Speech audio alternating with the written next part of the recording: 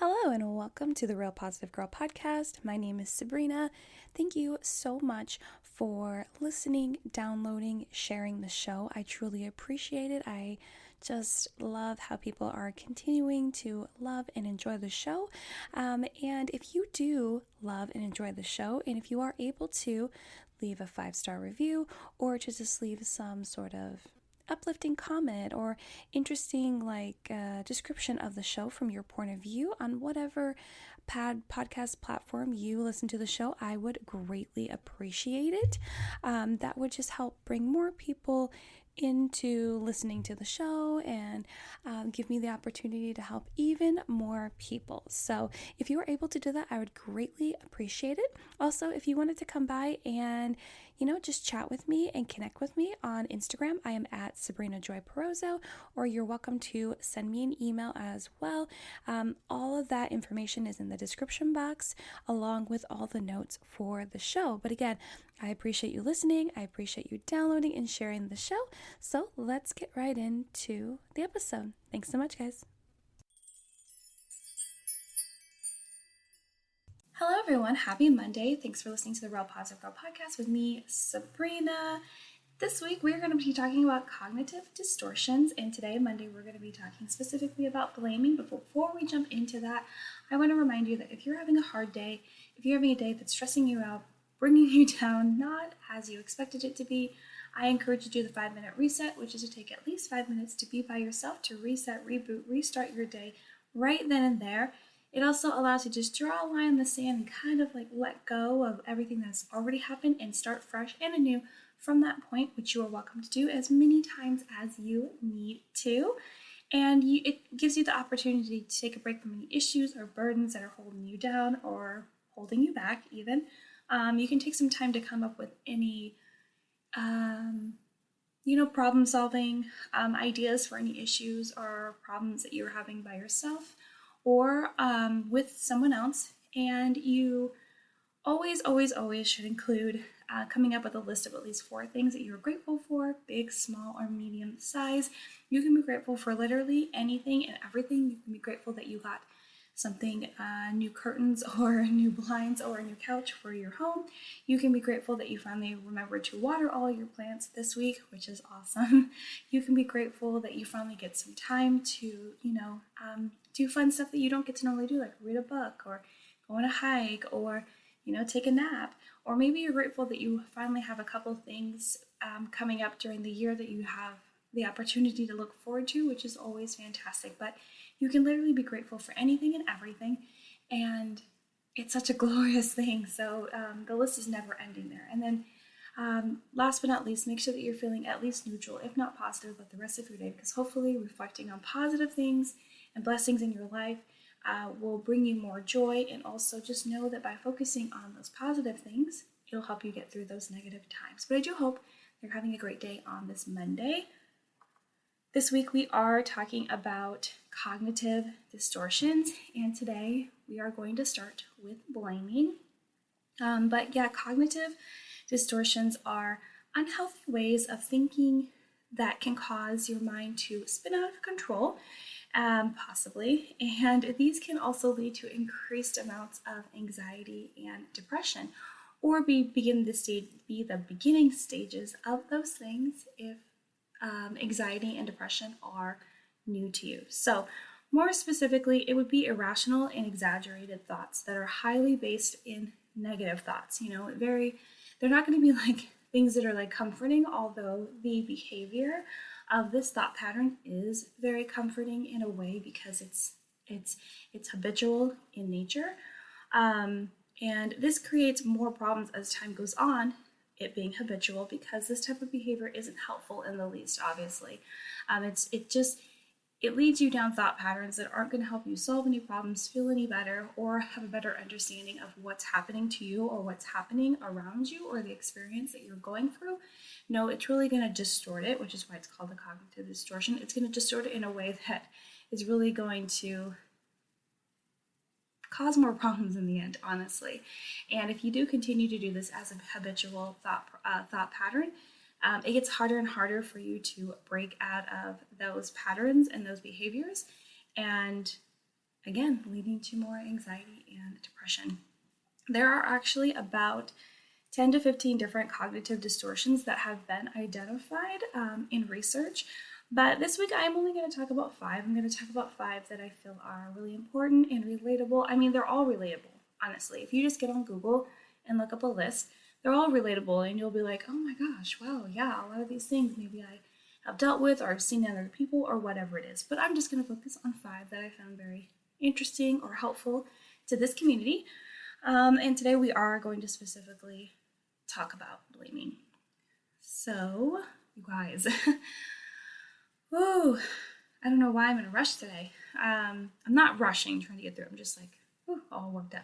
So, blaming is the thinking pattern that you will either blame someone else when in reality it was the making of multiple people, possibly including yourself. And blaming can also be seen as being the victim, because if you do have to have the attention on yourself, at least it's more pitying and not negative. Anyone would rather have people be like, oh, are you okay? Or how is that affecting you? Or even that way where it's more of like pitying and, woe is thou, or kind of situation, as opposed to negative attention and people coming at you and, blaming you and trying to push it back on you. So that's another reason why blaming is so easy, because you can easily just paint yourself as the victim. And one of the biggest reasons we will blame others is to get rid of the bad and icky feelings we have. By projecting those feelings on someone else, it allows us to not have to think about those bad feelings, and the negative focus is on someone else. So, if you can't be that victim that everyone is like pitying or feeling bad for or has compassion for, you want to shift it to someone else and be like, okay, they are going to get all the negative attention. I'm just going to sit over here and be fine. But it also takes away the opportunity for you to grow, for you to learn from the situation, to understand like why you're feeling that way, what the experience can teach you. I talk about those things all the time, and they're super important, but I understand that in the moment, those are not things that you're trying to think about at the time. But I think that if you get more in the mindset of thinking about like what every situation in your life can teach you, even from the smallest things to the biggest things, then it'll be a lot easier for you to shift into that mindset and be like, okay, wait, why am I trying to run away from this? I need to figure out what it can actually teach me. So obviously blaming, this isn't healthy, because blame shifting and responsibility shifting isn't right, especially for the person you are trying to blame, or yourself, because you aren't owning the situation.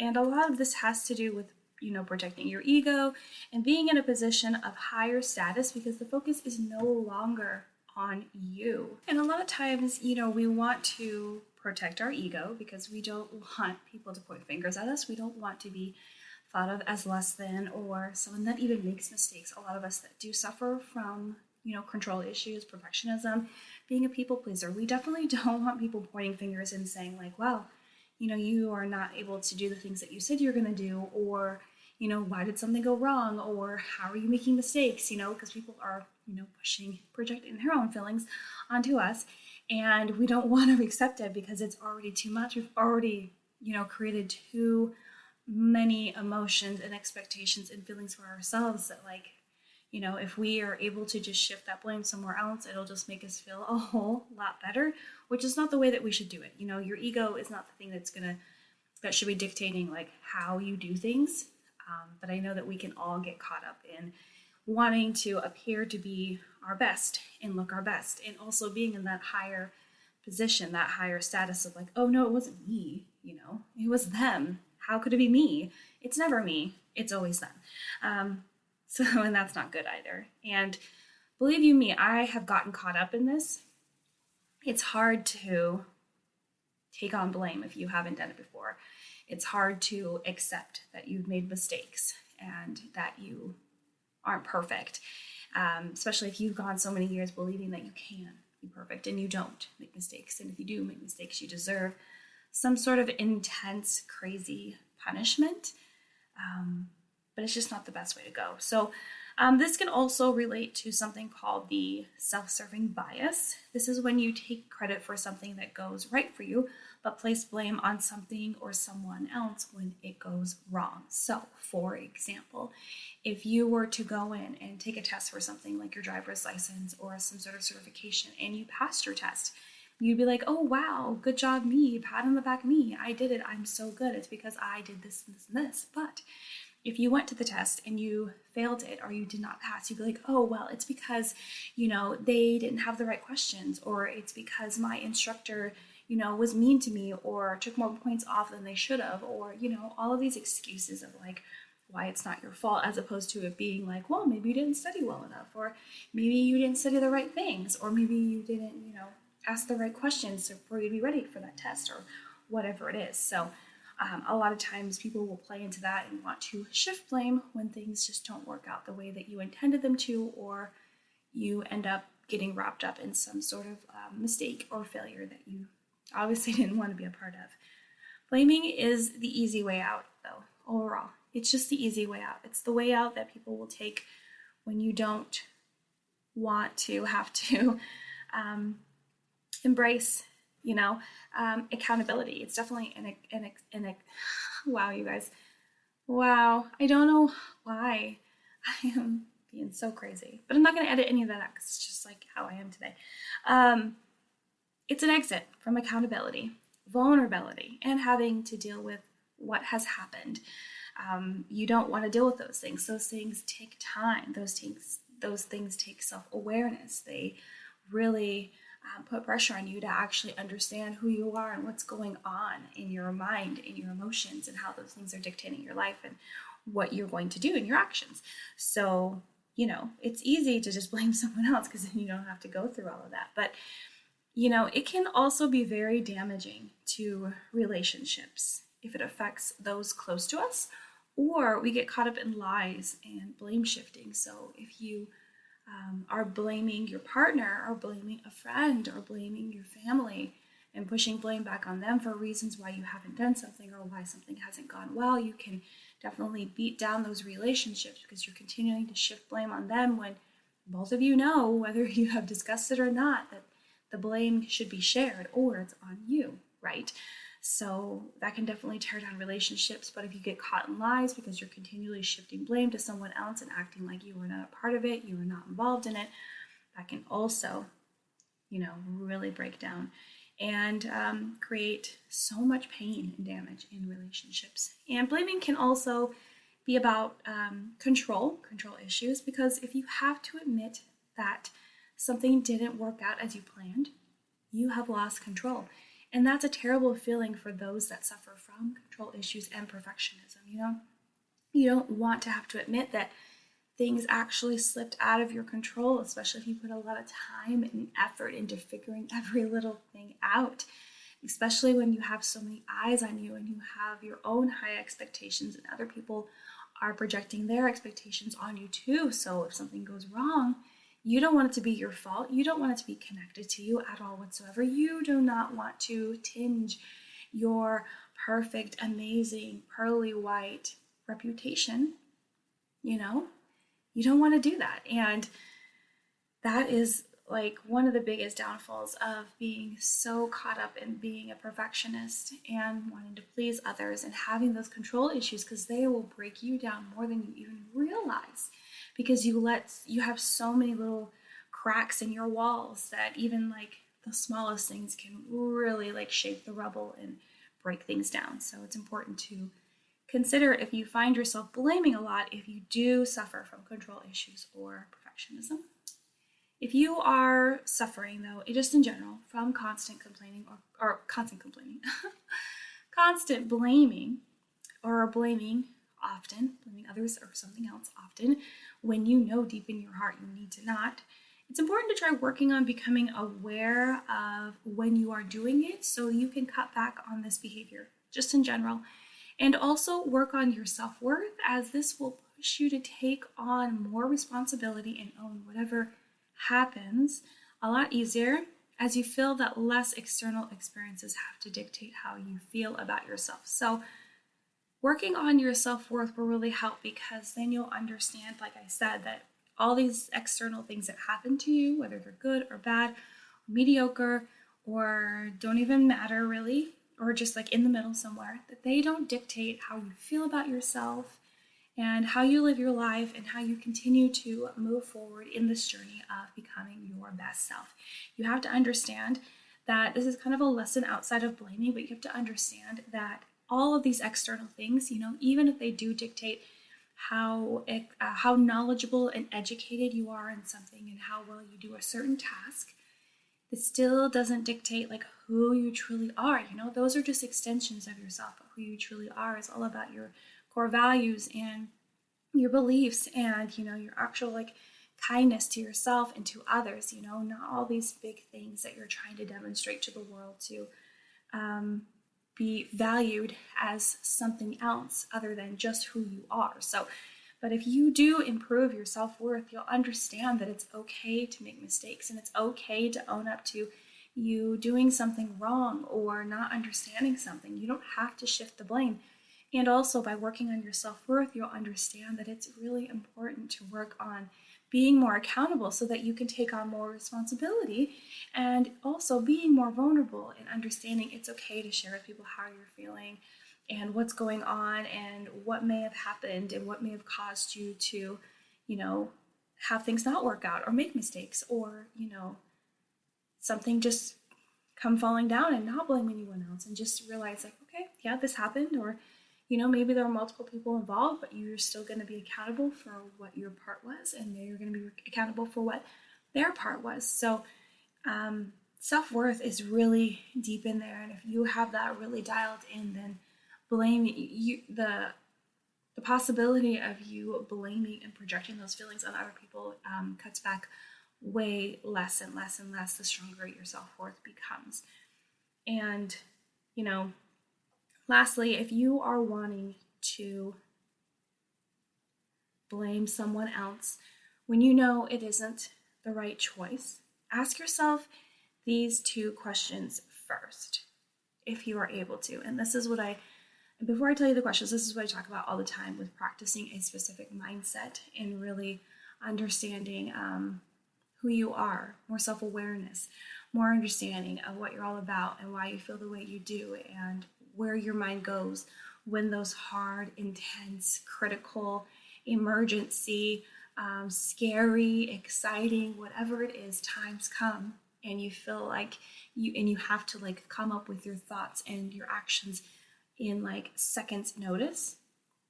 This is what I'm talking about, and you'll be able to quickly be able to be like, okay, ask yourself a couple questions to figure out how you're feeling and how you are going to react. You do not have to react right away under any circumstances unless you are like trying to like jump out and save someone's life. But when it has to do with responding back with your words, there is no need for you to just like have like a word vomit and say the first thing that comes into your mind. But if you find yourself wanting to blame someone else for something and not take responsibility, not be accountable, not wanting to be vulnerable, feeling like it's all too much, wanting to just like, spit those out onto someone else, ask yourself, what would I have to feel if I couldn't blame someone else? So if you really like truly could not blame someone else or something else, you really couldn't come up with an excuse, what would you feel? Like, what would you have to feel? Would you have to feel embarrassment? Would you end up feeling shame? Which is not great either. Would you feel sad, disappointed, betrayed? Like what feeling would you feel? And then the second question is, why are those feelings hard to feel? Like, why would it be hard to feel disappointment or failure or disappointment or embarrassment?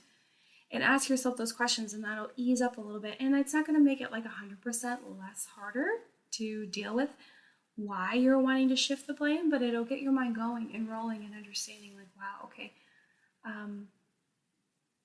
there's no need to blame someone else. I really need to figure out how to be accountable for this, take responsibility for this, and move forward and understand that I'm just going to have to, as they say, like take your lumps and move on. And I don't want you to just do that. I want you to actually practice self-awareness, practice like breaking down emotions, sitting in your feelings, in your pain, in your discontentment, in your embarrassment, in whatever it is, and really figure out like, why am I feeling this way? Why does it hurt so much? Or why does it not hurt that much? Or what can I do to lessen these feelings, and what can I learn from them and take away from them? And how can I shift them in a way that will work for me better in the future over time? So, okay, you guys, I think my voice is giving out. If you haven't been able to tell, I think that's part of the reason why I feel like I'm rushing my words, because I feel like, my voice is just like breaking down. But that's it. That's all I have to talk about today for blaming and cognitive distortions. I want you to know that tomorrow we're going to talk about overgeneralizing, which is another cognitive distortion, followed by mind reading on Wednesday, which is a really big one. Like, I understand blaming today, talking about blaming was a little like shaky because my voice and me trying to rush through. And you might be like, well, why is blaming important? It is. It's something that you do. Maybe you don't even realize that you're doing it, so it's important to go over it. But I feel like the blockbuster one this week will definitely be mind reading. It's the biggest one that has impacted my life, but also one that I feel like a lot of people don't even realize that it is a distortion that you are practicing, behaving in.